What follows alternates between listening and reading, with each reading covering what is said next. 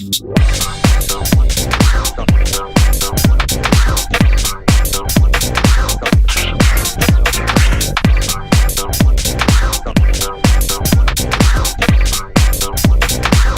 à vous tous qui nous rejoignez dans notre nouvelle émission de BD Mag. Alors aujourd'hui nous sommes allés à la rencontre de trois auteurs qui font l'actualité en ce moment, c'est-à-dire Fournier, Cardona et Torta, qui nous ont créé les Noobs. Alors qu'est-ce que les Noobs? Eh bien c'est un environnement complètement à part dans la bande dessinée, puisque les héros principaux de cet album sont ni plus ni moins des geeks, ou encore des fous de jeux vidéo, ou encore des fous d'internet. Bon bref, je pourrais comme ça vous raconter toute leur histoire, mais je pense qu'on va aller à la rencontre des auteurs qui nous ont accordé une interview. J'ai tout de suite aimé ce qu'ils faisaient. La série Noob, je trouve que l'histoire, la créativité, les dialogues entre les personnages, le thème, c'est à la fois drôle et intéressant. Et là, je suis directement sur le stand de Soleil avec Florence Torta, coloriste sur la série Noob. Fabien Fournier, scénariste sur la série Noob. Et Philippe Cardona, dessinateur sur la série Noob. Comment vous est venue cette idée de créer cette série? Alors qui parle en premier? Alors c'est un petit peu atypique en fait, puisque ça vient d'une web série à la base.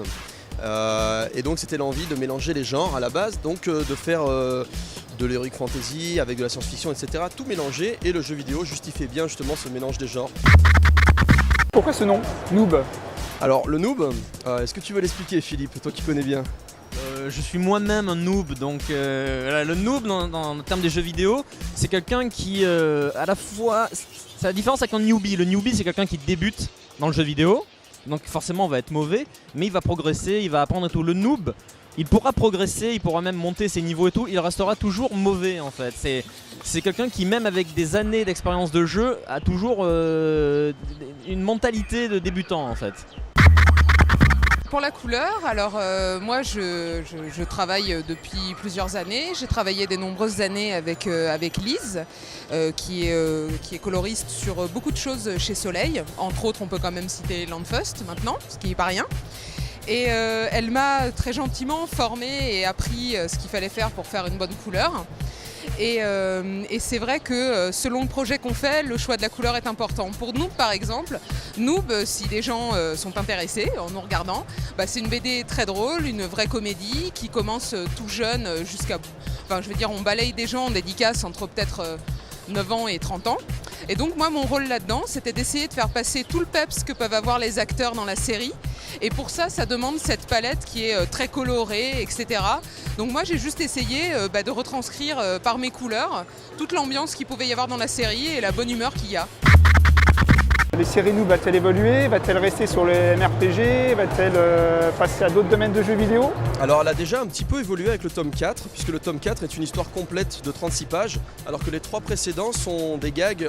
Alors le format d'avant c'était une petite histoire de 7-8 pages, des gags et une autre petite histoire. Cette fois-ci c'est une grosse histoire. Le tome 5 sera aussi une grosse histoire, donc a priori c'est un format sur lequel on va explorer plusieurs possibilités. Donc c'est déjà une première petite évolution. Et donc je pense qu'il y a peu de chances, comme disait Philippe tout à l'heure, que les noobs deviennent bons un jour. Donc ils vont peut-être évoluer, mais ça sera toujours des catastrophes. Comme ils seront plus puissants, ça sera juste à plus grande échelle. C'est juste qu'ils seront encore plus nuls, avec des pouvoirs plus puissants, donc plus de dégâts. Je vous remercie à vous trois de nous avoir reçus ici. Donc merci Florence. Merci bien. Merci Fournier et merci Cardona. Et ben voilà. Et nous on continue notre émission parce que maintenant c'est la sortie des albums BD. C'est parti.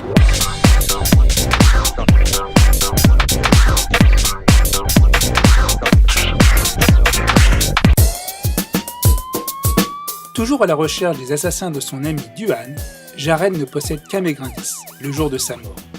Dans cet épisode, Stéphane Desberg met en scène la rivalité ancestrale entre les États-Unis et la Russie. S'inspirant du livre de George Friedman, The Next 100 Years, Desberg y développe l'idée forte dans cette deuxième saison de Empire USA. Traque et vengeance, la suite des aventures d'Hannibal le pirate. Le comte de Cagliostro presse Dame Solène de l'aider à rattraper les pirates. Hannibal et ses compagnons ont pris la route du phare de Cornouailles, phare qui est la seule entrée dans le monde du Guercel. L'autre monde, celui où ils trouveront le son du dragon.